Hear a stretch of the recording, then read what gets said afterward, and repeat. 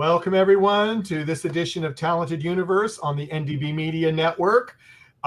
It is, I can't believe it's the end of June 30th, 2025. And today I'm going to introduce my co-host, and she's going to introduce our wonderful guest tonight. Marcia, how are you doing today? I'm doing great. Thank you, Michael. Yeah, I am really thrilled today to be able to chat with live Tina Ann Brock, who is an actress, director, stage director, award winner, and welcome. Thank you, Marcia. Thank you, Michael. That was quite an introduction. That's a lot. Thank you for having me. It's super fun when I delve into people's backgrounds, and your background is so full. We could talk. I even sort of call you a Renaissance woman because and we're here mainly to talk about verticals, of course. So why don't we can start there with verticals. Okay. And I'm very pleased to have you here because you are a seasoned person in your life as well as the verticals. But how did you come to know about this still new form of media? I think probably like I think I remember hearing on this broadcast a number of my colleagues that I've worked with. And for me, it was a little bit later, I think, than many people. I'm in the New York area, so I want to say it was maybe last March of 2024, which might have been a little bit later than I mean, certainly people in Los Angeles around the world have been working on them for a while. But I did see them on the breakdown, and I just sent my information in and did a couple of auditions, and I think then I got booked on my first one, who was the stilted wife of a guy who was having an affair, and she runs into the ER, and she's crying over who she thinks is her husband, but it's the wrong body, and it's mistaken identity kind of thing. But I think that was my first one, and then they started. I started seeing more and more auditions, both in New York and LA, and I kept auditioning, and then I started, booking them, and then they just kind of happened, one after that. It was very fortunate in 2024, and they happened pretty much one after another. So. Mm-hmm.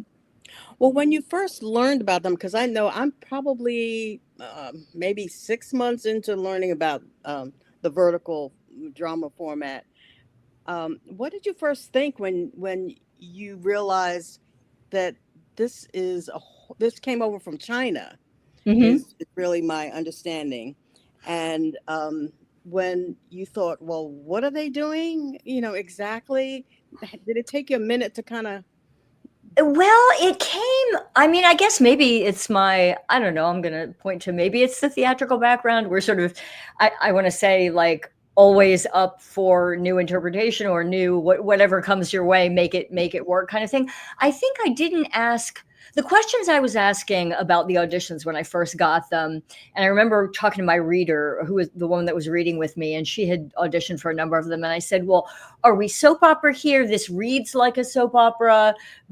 Are we melodramatic? Is it comedic? Is it it looked quite heightened, or it sounded quite heightened in the language. And I thought, it's got to be, is what I was thinking, which is the way I ended up delivering it in the audition. I think I got those first couple auditions, and booking sort of, happened. And then I started doing more of the research on sort of the history of it, because I did get very interested in how it all sort of, how it came and what it was trying to do. And then I started researching and just watching more and trying to get a sense of, understanding, like, just what we were doing, what, as an actor, what I needed to be doing, and that kind of whole, mm-hmm.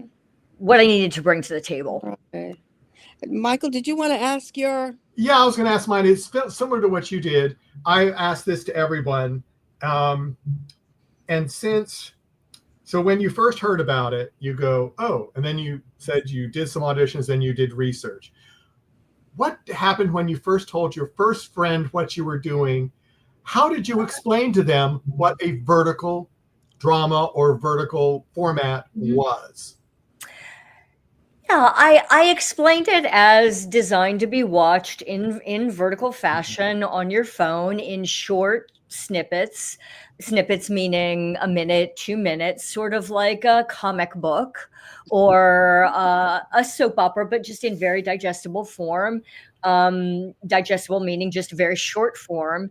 And what happened for me when I started watching them is I did find them to be quite, I'll use the word addicting because it's Yes. go-to, right? I was Yes. so intrigued with the characters and I really wanted to see, and I'm old enough to remember way back in the day, the television, like Dallas and sort of all of the television soap operas that were, obviously much longer, which is, in form, but I really got pulled into it very quickly. Sad, isn't it?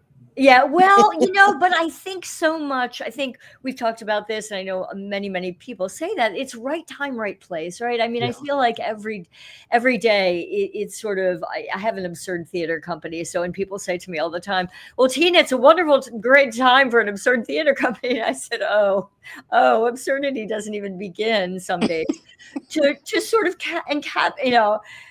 encompass what we go through or what many of us go through on a daily basis. And I do think having a familiar storyline or a comforting storyline or faces that you recognize or a format that's familiar that you don't have to know that you have to invest an hour in if you don't want to, I think that's really soothing and necessary on many levels. I'm going to ask one more question that is very bizarre, but then I'm going to let Marcia take over for the reality of things. Did you realize, Tina, how many secret billionaires there are in the world? I They know, keep right? their identity secret from everyone.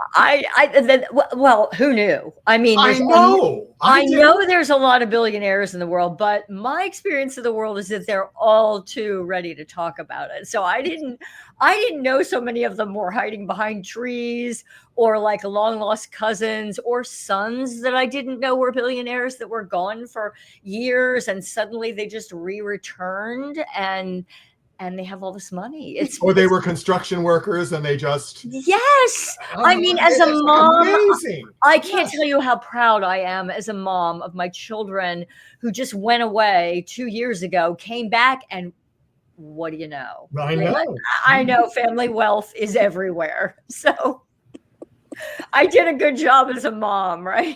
Yeah, I mean, it's amazing. It's amazing. Right. And I will say, when I first started hearing about this, which was about 9 months ago, then I made Marcia watch. Then it was like every other show was a billionaire. Mm-hmm. Now they have changed, and I am very happy that it is getting away, and they're trying out new themes, new things, and it's great. It's great.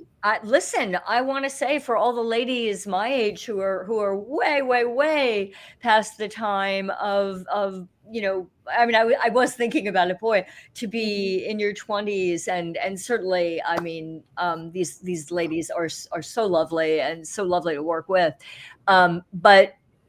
And certainly so lovely to watch as well, so that's part of it. But it is nice that I think at least some of the storylines I've been seeing coming through are, pointed to different professions and some of the challenges they face, or let's say an older, meaning over 35, woman who is meeting someone and having a relationship. I mean, I think obviously there's so many stories to tell out there and so many great actors to be able to to tell them. So I'm glad to see it branching out because there's only room for so many billionaires in this world. Exactly. And one more question. I lied, Marcia. Sorry. Yeah, I see that. Do you find that some of the younger actors come to you for advice because you have been, you've done stage, you have done, You've done all the thing. Well, I would say that, advice maybe not. Well, it's interesting. I'll tell you that story in just a second. I would say that having made, a lot of really lovely friends over the last year, we did have many opportunities on set on those, they can be long days on set and downtime. Although most of the younger people are pretty much in, the leads and are all almost in every scene or whatnot, but on lunch and at different times, because I maybe would have, say, if there's 7 or 8 or 9 days, maybe 5 or 6 days, maybe 3, it just kind of depends. But I got to be friends with them. We had so much fun. And we would talk about whether it's theater or the directions our careers are going or other things that we're working on. And I found that to be, those friendships, I still really, really cherish them, whether, these are people I met in New York or in Los Angeles. I would say that, the pace of the way everything runs, and I'm sure other people have talked a lot about this,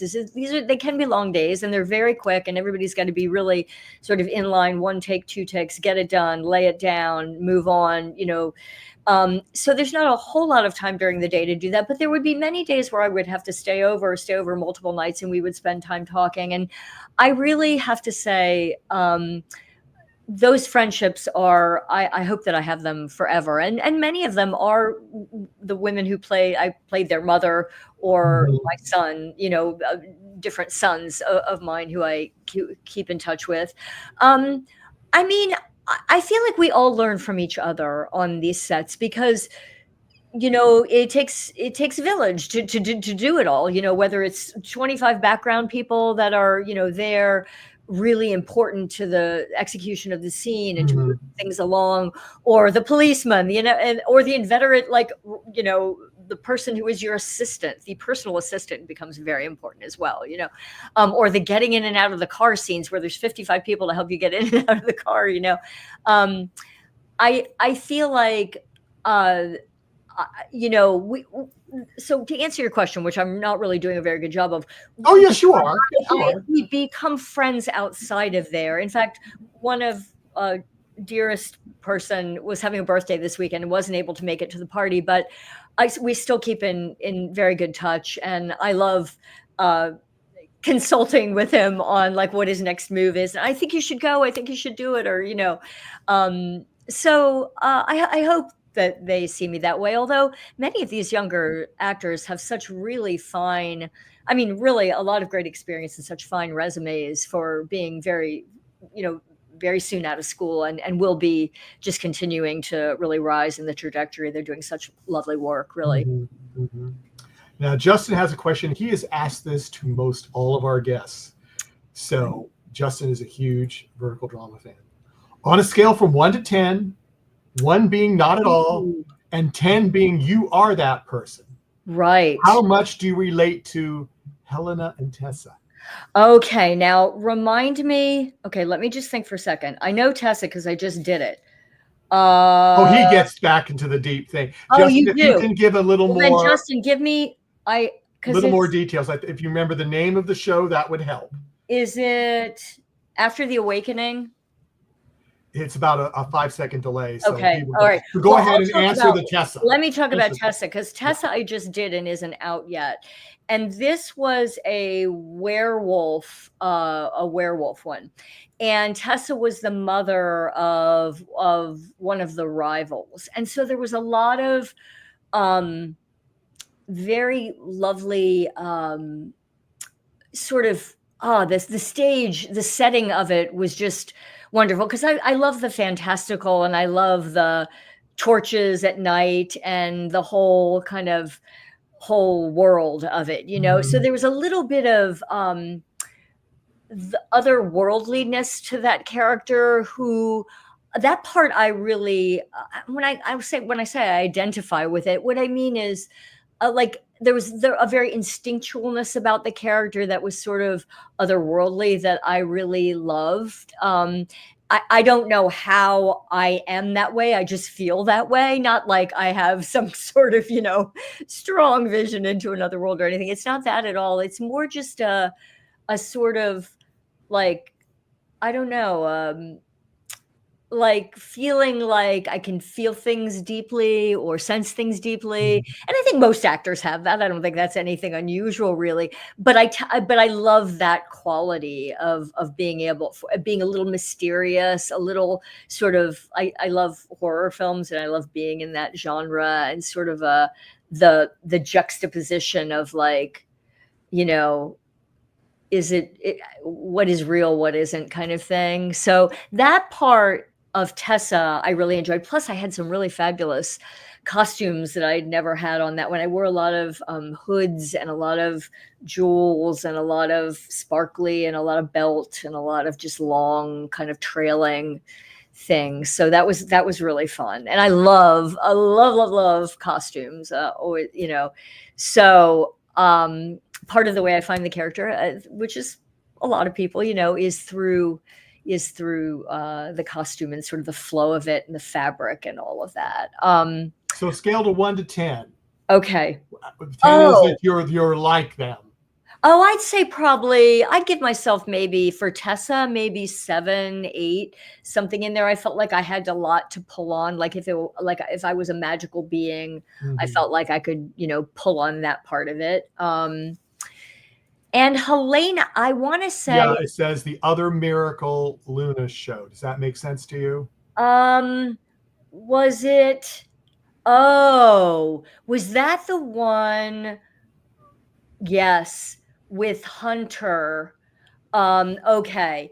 Again, same thing. Yes. I had, like, she's a, if I'm remembering correctly, and I've got my character straight, yes, she was the sort of soothsayer, the teller.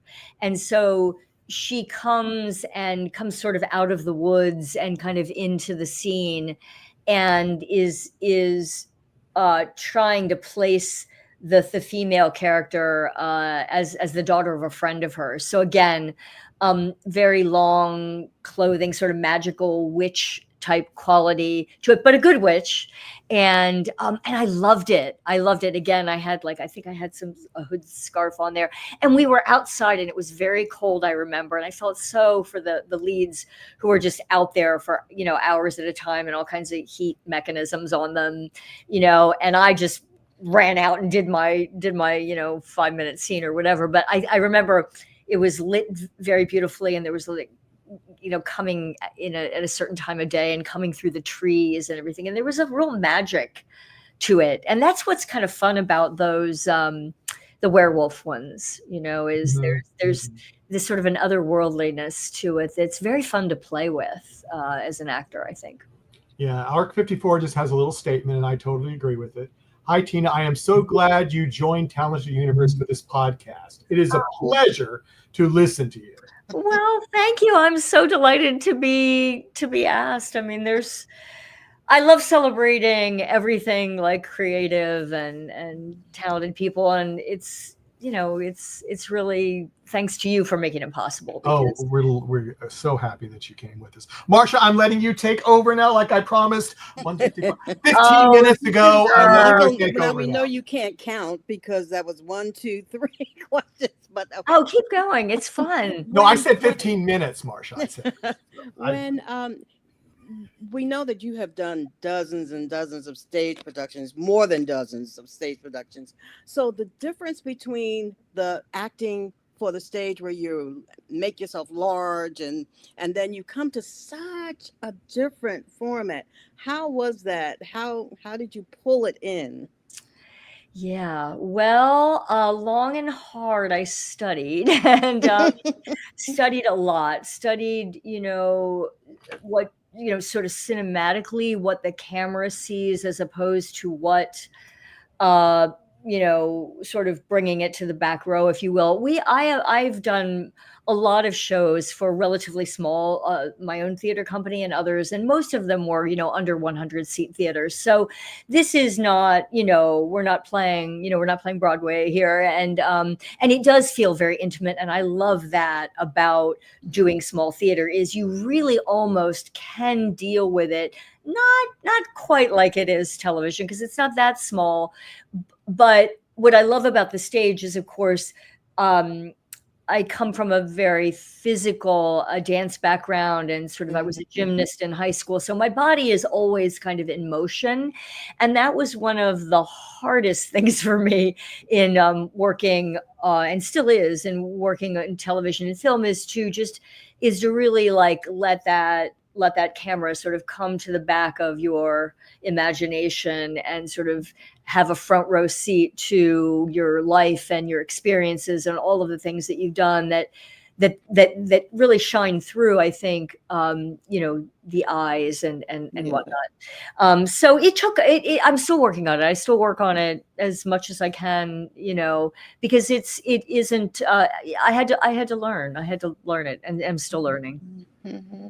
I will say one of the things I noticed about you, I have looked at snippets of your stage work and your film work, the drama, the comedy, the absurd, and you have amazing eyes, which Oh, thank you. Yeah, I mean, I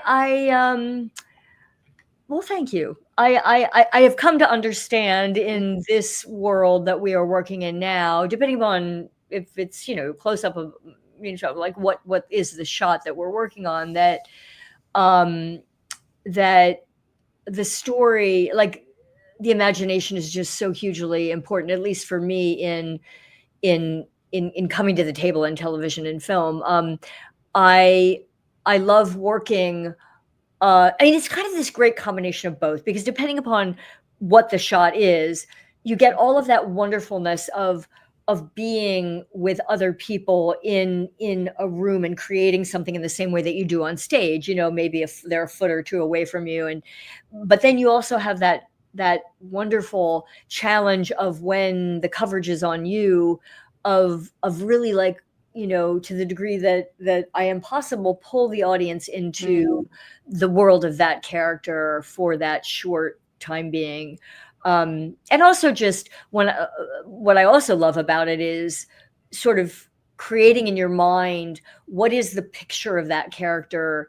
Like, I always have a picture in my character, a painting or some person or something I've known. I oftentimes will pick like paintings. I love going to museums, and I'll think this character is like that painting of that I remember. And then I try to sort of work with that or keep that consistent, so that, my reactions and what the camera sees is consistent in that regard, Mm-hmm. When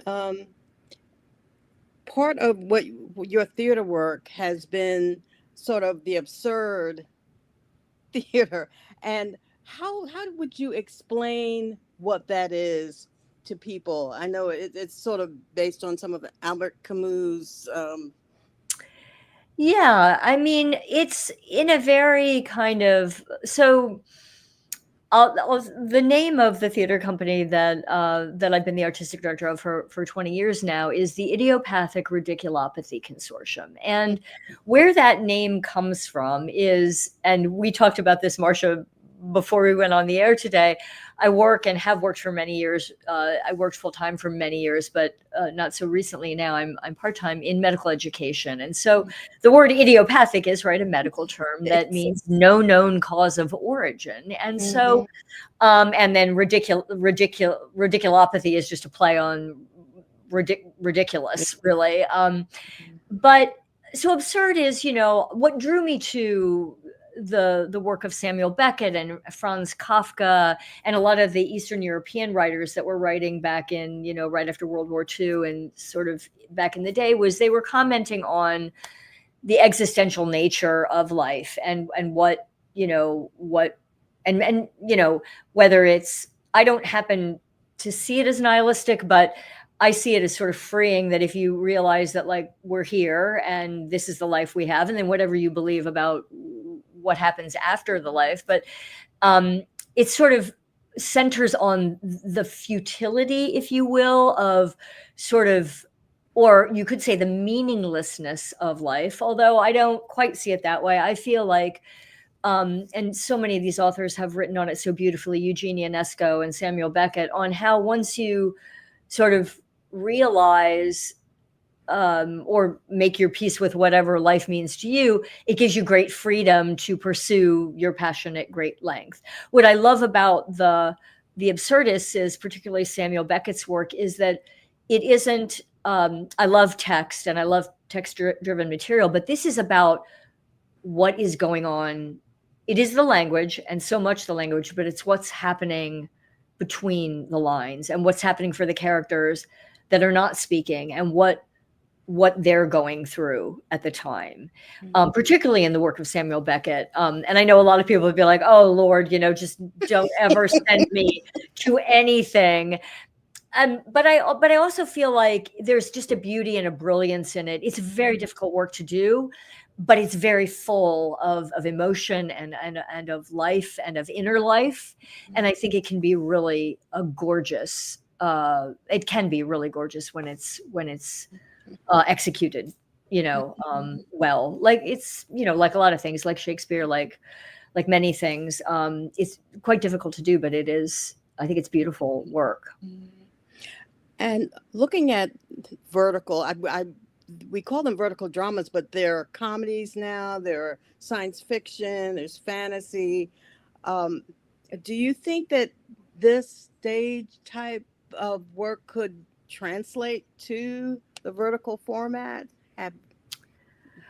Well, I certainly do feel there is an energy and a focus and a sort of heightened sense of it, of the ones that I have worked on anyway. I know some of them lean into, and some of the auditions that I've had recently, the director has asked for a much more sort of, for lack of better, just sort of, simple execution on it, as opposed to like a larger, more kind of, heightened response. Subdued. Very Subdued, maybe. That was subdued, nuanced. And they're starting. It's interesting because the directions on the auditions that I get a lot are starting to get. I mean, not that some have always been specific, but they'll be specific about that, because I think maybe because there are different kinds that are happening now. They are, I think, and thankfully so, being very specific about what they want. In other words, like I'll make big, bold choices. These characters are like large, in the large emotional sense of the word. So I do think that and absurd drama have a lot in common, because basically in an absurd work, it's not psychological drama in that there's sort of the pacing of kind of the way a conversation normally goes. What you're seeing in the absurdist is sort of the paroxysm of the emotion, right? So it just is things banging up against each other, a little bit like the world is now. It's just like things hitting each other, and there's just a lot of sort of raw energy or emotion coming at it. Some of the verticals that I've worked on recently have kind of, a little bit more been much more, I guess I'll use the word subdued, or sort of very kind of intense, but a lower decibel of delivery on it. Very, very specific and very pointed, but very not quite as, kind of.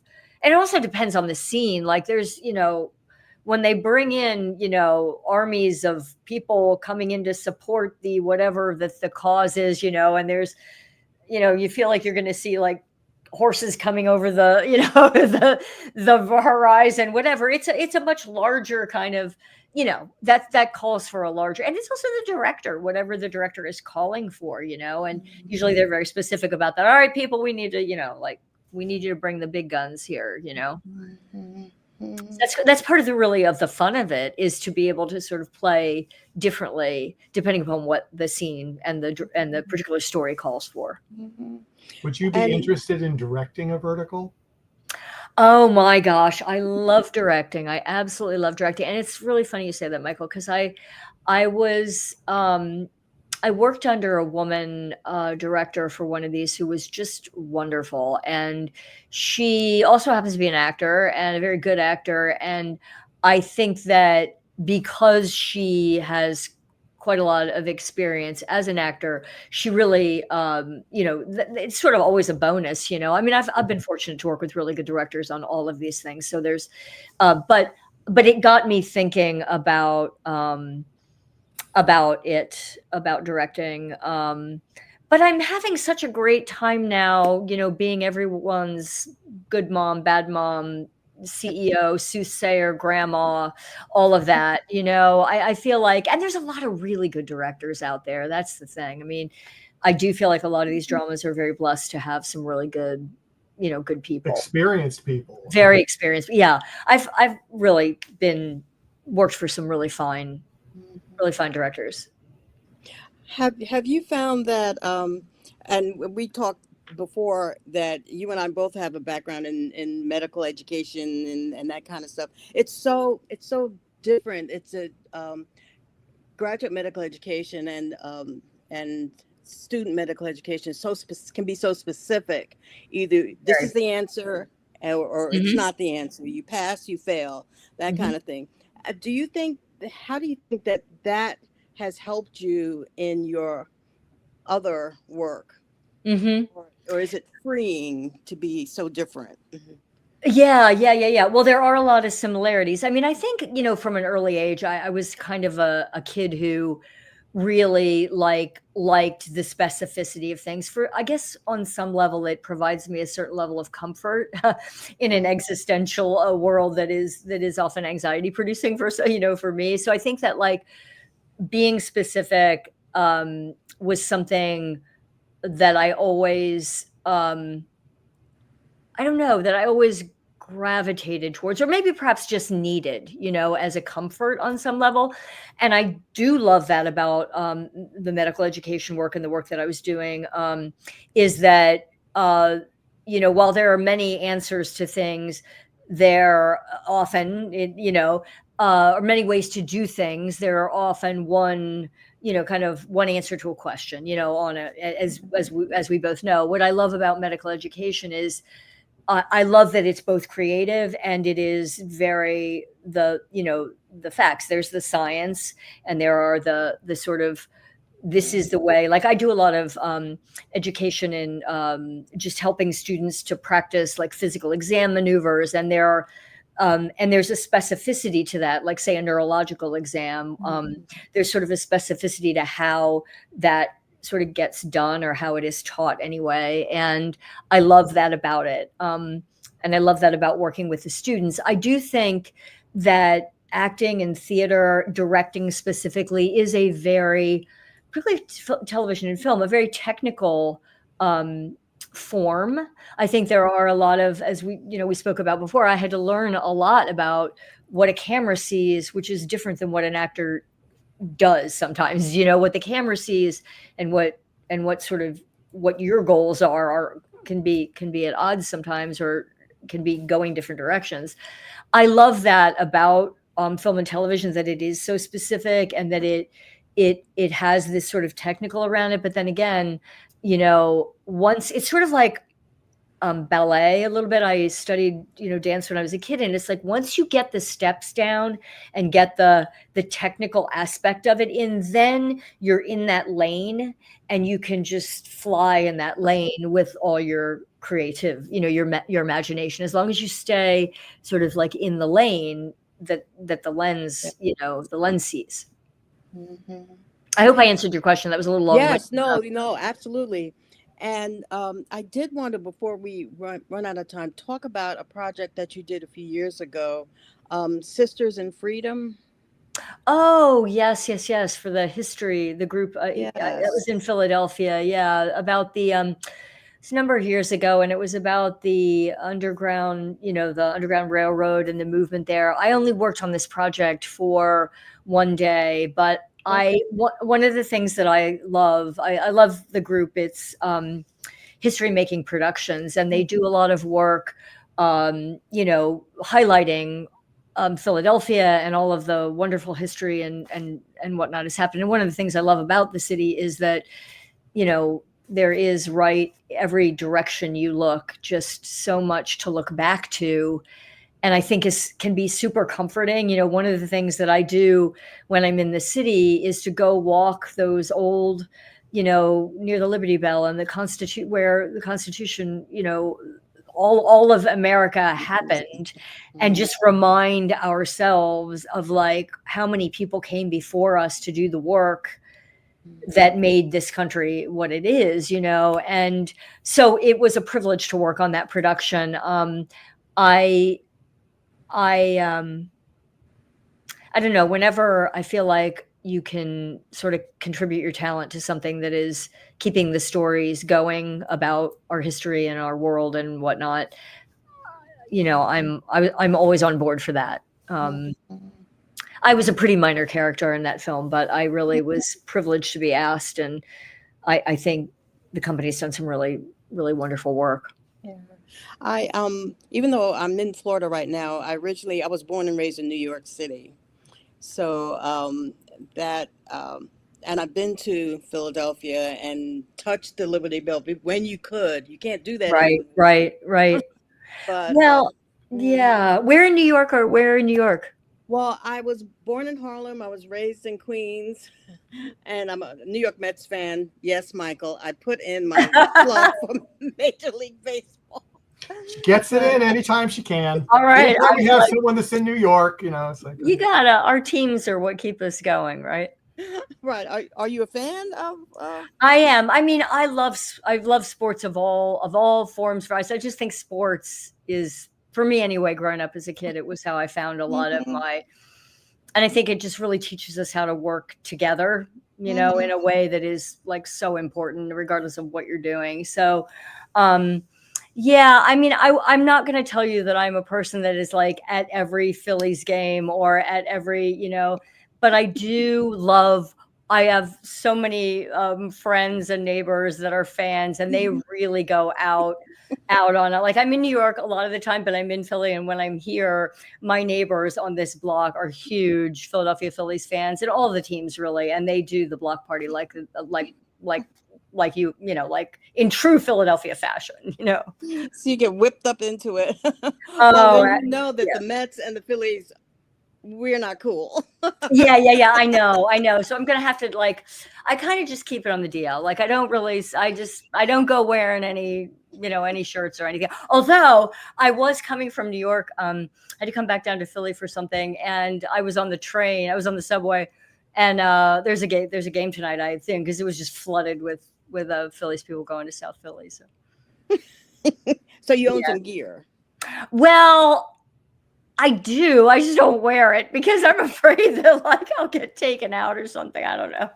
I'm not too studied on who. I mean, I know a little bit about who will not be in the same company with other teams, but I love the spirit of it, and I love like what it does to get people excited about where they live, you know.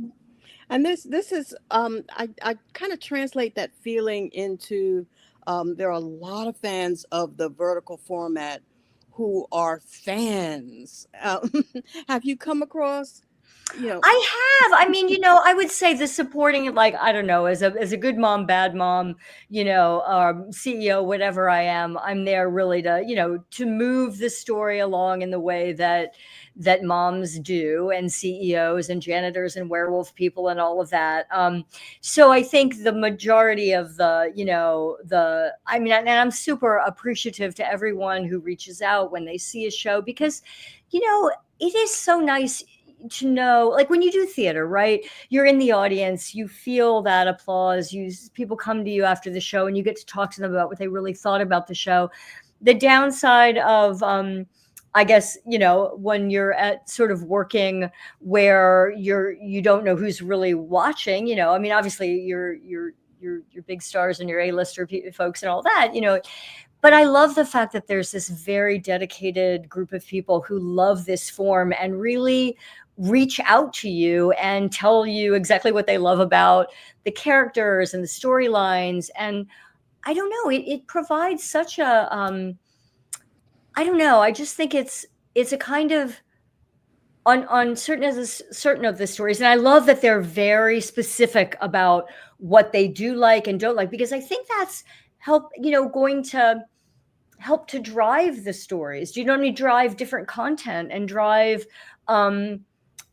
the way new ideas and stories are told. So I love that the fans are so vocal about what they like and don't like. And yes, they do reach out, and they and that part is very fun. And it's fun to watch the folks playing the leads, how they really have developed such great followings, and deservedly so. They work very hard. So I love that people are very invested. What is you said, I know you have more than several projects that are coming out that haven't come out yet. So what can you tell us about the next one that we might see, or can you give us right? So that you're allowed to say. Yeah, I think I probably said. So the question that was asked about sort of the differences in Tessa and sort of Helena. Tessa is that character that one is coming out. I'm going to guess in, I don't know, 6 weeks or a month or so. Yeah, I'm very excited to see it. It was a new group of people. I was in Los Angeles for that one, and really wanted to see. I had never been to LA before, so I really wanted to kind of see the vertical world that was formed and founded. And, I wanted to see how, and many of the people that I'd worked with in New York, were from Los Angeles and spoke so wonderfully of how things worked out there. And so there was a lot for me to be excited about. First of all, just like seeing the city and the sun and the way it worked in Los Angeles, the way the vertical form was working as compared to, say, working on so many verticals in New York City. I also went to Mexico and worked on one right outside of Guadalajara, and that was a huge amount of fun as well. So I kind of sidestepped your question, Michael, there.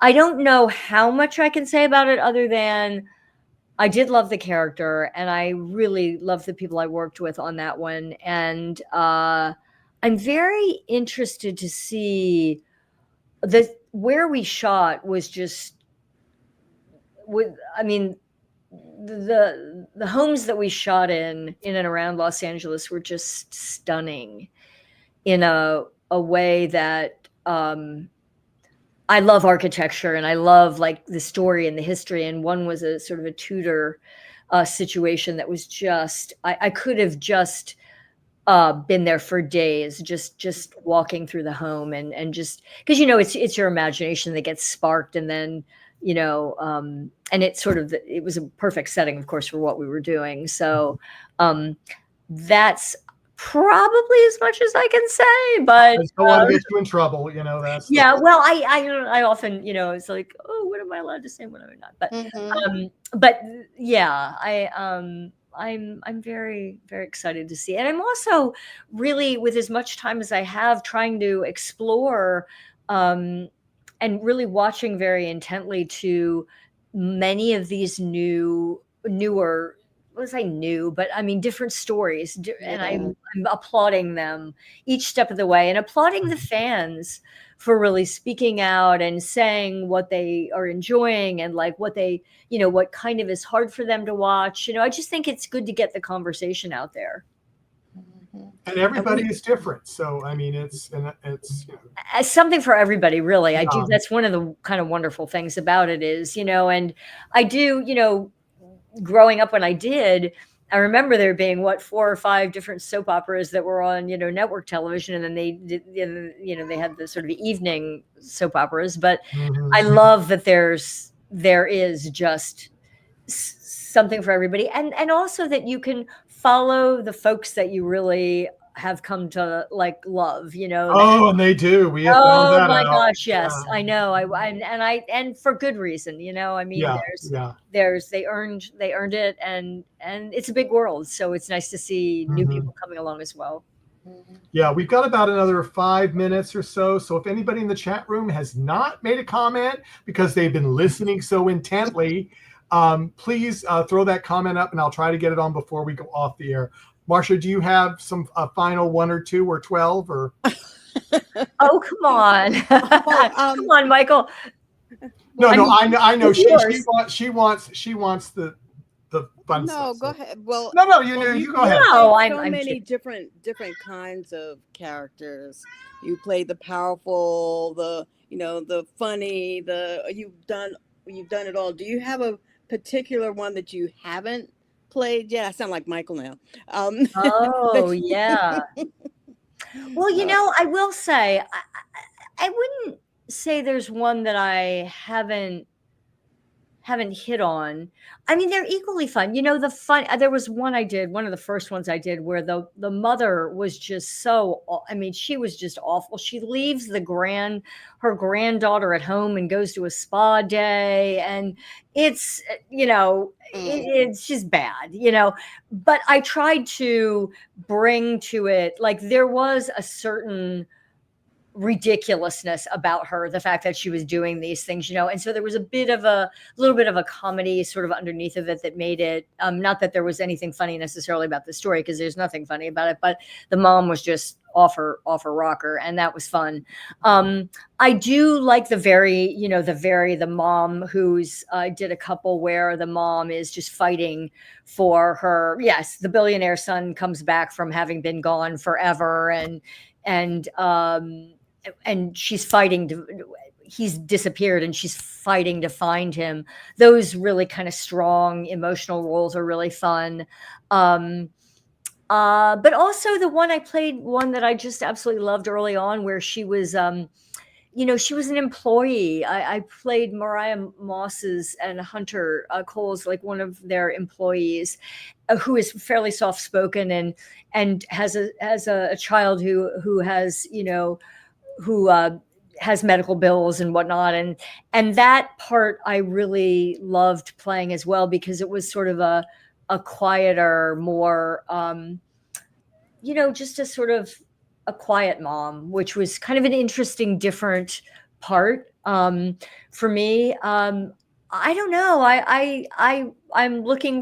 I'm excited that writers will create new parts for women my age that can be, all different kinds of things, but all different kinds of women, moms, grandmas, soothsayers, you name it. It's, I'm looking forward to seeing the stories that are written.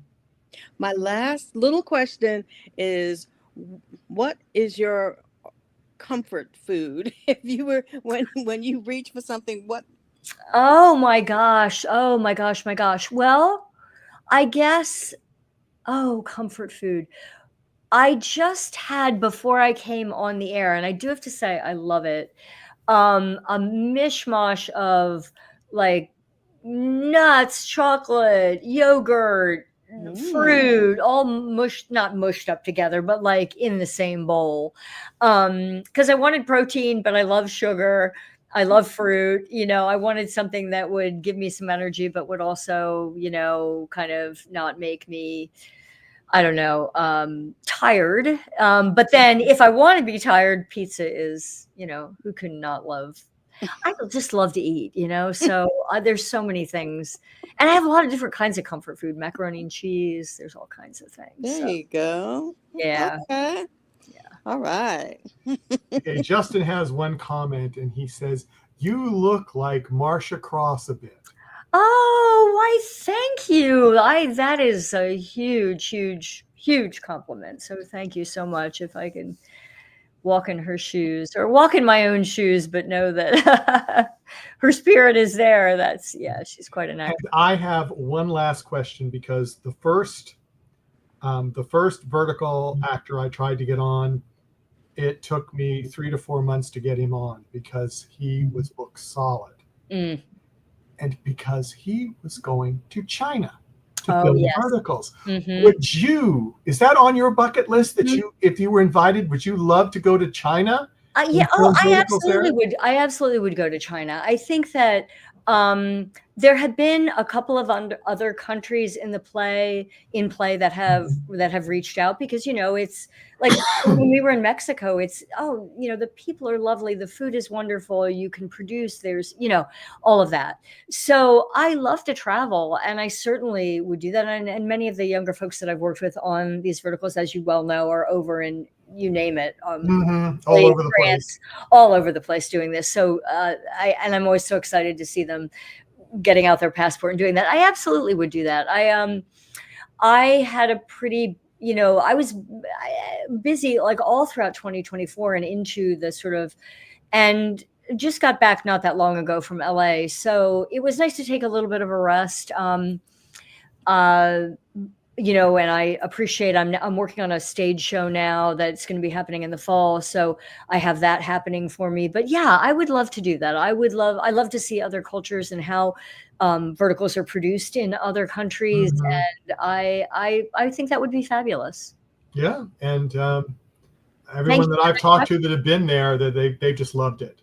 Yeah. Everyone that I know has had just, I mean, that's the thing. The people are really wonderful on these projects. And, you know, at the end of the day, you know, if you're working with people you love, you're doing work that you enjoy, you're telling stories and you're having fun doing it, there's really, I mean, you know, that you are blessed if you're doing that, I think. I totally agree. Marcia, did you want a final little quickie question, or do you? Well, I am just so grateful to talk to you today for a lot of reasons, because you have a broad base from which to draw, and you can see that in your performances, and I look forward to your projects, and I hope you'll stay in touch with us and let us know what you're doing. Oh, thank you so much for having me. Just to have the opportunity. You've both been so delightful.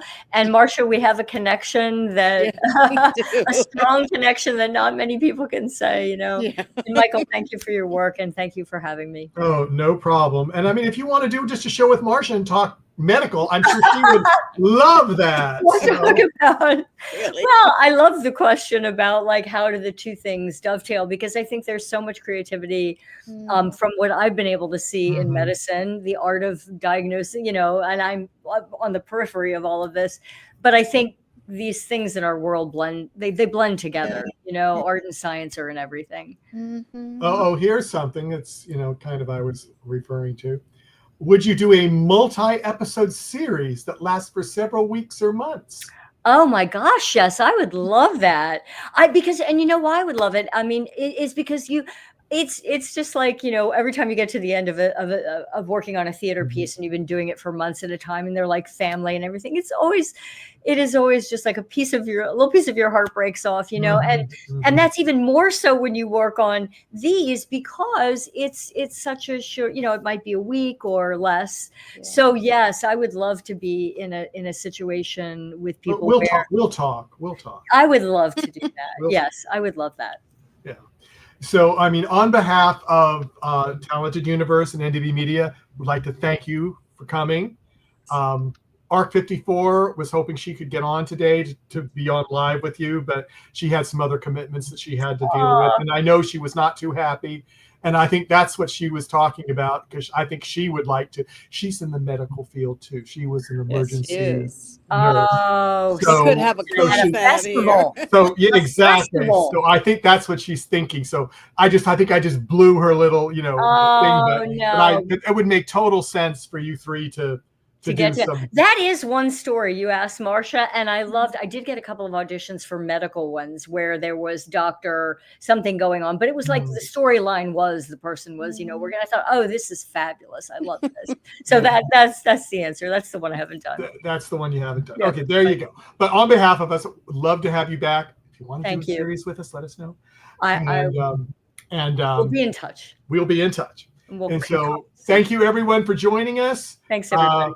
Please take a look. We've got some more coming up. She was our last one scheduled, but I've had 5 contacts today that they all want to book.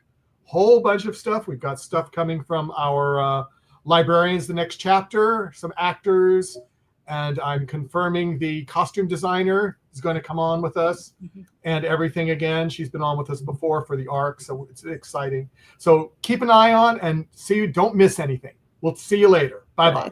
Bye. Bye bye.